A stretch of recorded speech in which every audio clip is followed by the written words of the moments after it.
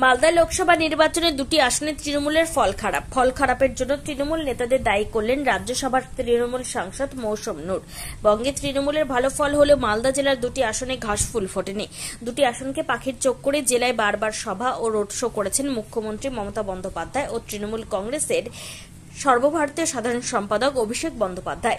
এরপরও দক্ষিণ মালদা লোকসভা কেন্দ্রে জিতেছে কংগ্রেস, তৃণমূল তৃতীয় নম্বরে। অন্যদিকে উত্তর মালদা লোকসভা কেন্দ্রে জয়ী হয় বিজেপি প্রার্থী। এই আসনে দ্বিতীয় স্থানে রয়েছে তৃণমূল। ভোট গণনার শেষে কেন দলের এই অবস্থা তা নিয়ে পর্যালোচনা করেন তৃণমূল নেতৃত্ব। সংবাদ মাধ্যমের সামনে মুখ খোলেন মৌসুম নূর।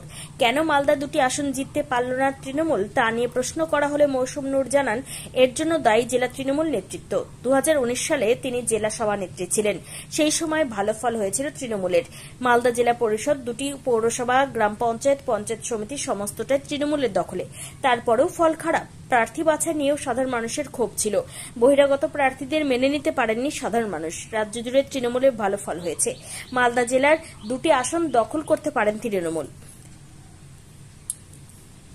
মালদা জেলার দুটি আসন দখল করতে পারে তৃণমূল। কোথায় খামতি রয়েছে সমস্তটাই জানানো হবে রাজ্য নেতৃত্বদের। আগামী নির্বাচনগুলিতে যাতে তৃণমূলের ভালো ফল হয় সেই লক্ষ্যে এগোবে জেলা তৃণমূল। তবে জেলায় তৃণমূলের ভরাডুবির জন্য তিনি জেলা নেতৃত্বকে কাঠগড়ায় দাঁড় করিয়েছেন। এটা তো আমরাও বুঝতে পারছি না যে এত খারাপ রেজাল্ট কেন হলো। 21-এ তো অবশ্যই ভালো রেজাল্ট হয়েছিল। মানুষ যেমন পুরো পশ্চিমবঙ্গে দিদির উপরে আস্থা রেখেছেন, 21-এও রেখেছিলেন, মালদাতেও আমরা ভালো রেজাল্ট দিতে পেরেছি। কিন্তু এবার 24-এ এত খারাপ রেজাল্ট হলো কেন, আমরা সবাই কিন্তু খুব দুঃখিত। এবং নিজের মধ্যে তো অবশ্য আমাদেরকে ইন্ট্রোস্পেকশন করতে হবে। আমরা হয়তো আমাদের এই ঘাটতিটা হয়েছে কেন সেটা দেখার বিষয় আছে। বাকি আমরা লিডারশিপের আমাদের কি মনে হয়েছে যে কোথায় আমাদের ঘাটতি হয়েছে সেটা লিডারশিপকে আমরা জানাবো।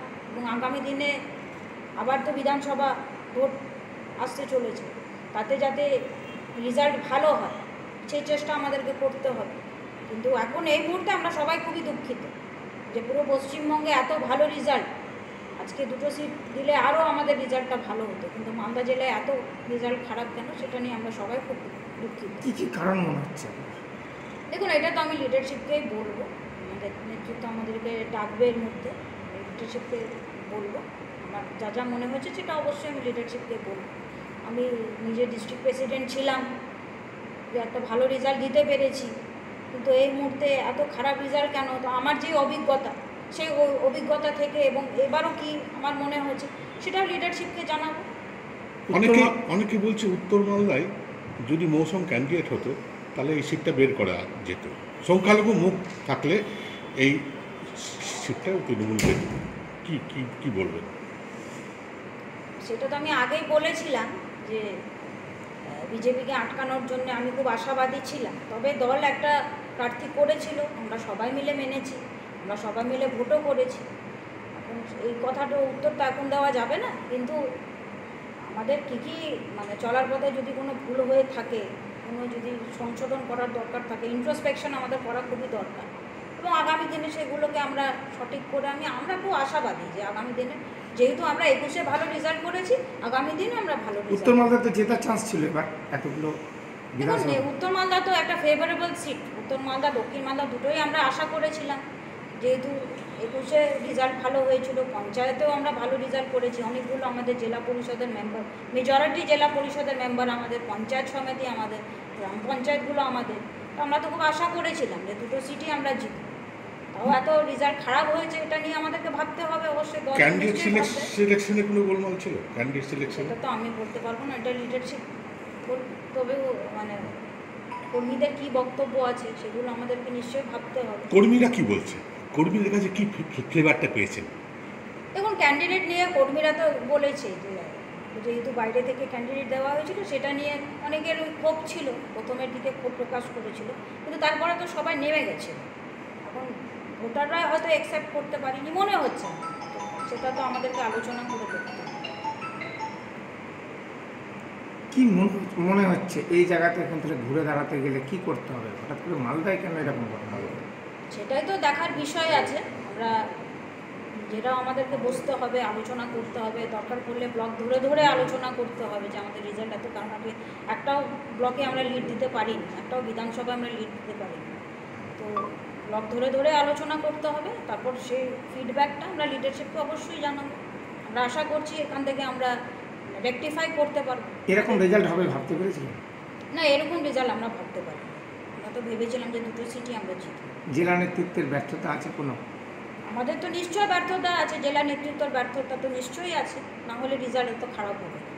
আমাদের নেত্রী মমতা বন্দ্যোপাধ্যায় যথেষ্ট কাজ করেছেন, আমাদের দলের নেতা অভিষেক বন্দ্যোপাধ্যায় যথেষ্ট কাজ করেছেন, তারপরেও এতগুলো মিটিং করা হয়েছে, আমাদের সবাইকে বুস্ট আপ করার জন্য এতবার করে মিটিং করেছে।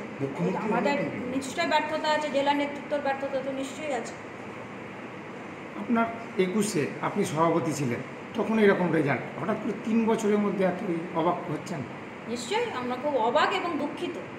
আমরা সারা পশ্চিমবঙ্গে এত ভালো রেজাল্ট, কিন্তু মালদা জেলায় এত খারাপ রেজাল্ট কেন, এটা নিয়ে আমরা সবাই খুবই দুঃখিত।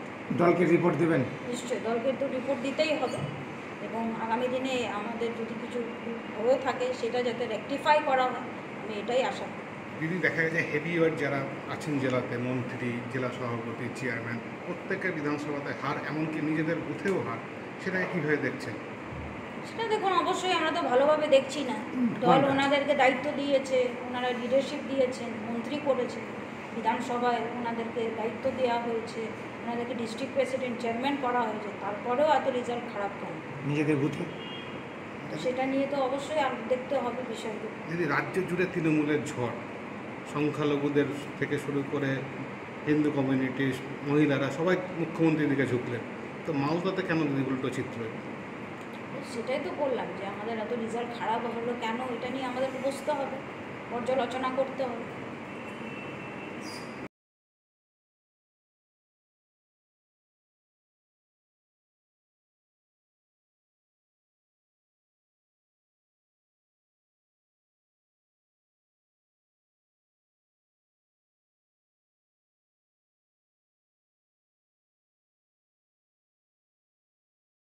আপনি কি একজন বই প্রেমী, কিংবা আপনি কি বই পড়তে ভালোবাসেন, কিন্তু আপনার পছন্দ মতো বই কোথা থেকে ক্রয় করবেন ভাবছেন?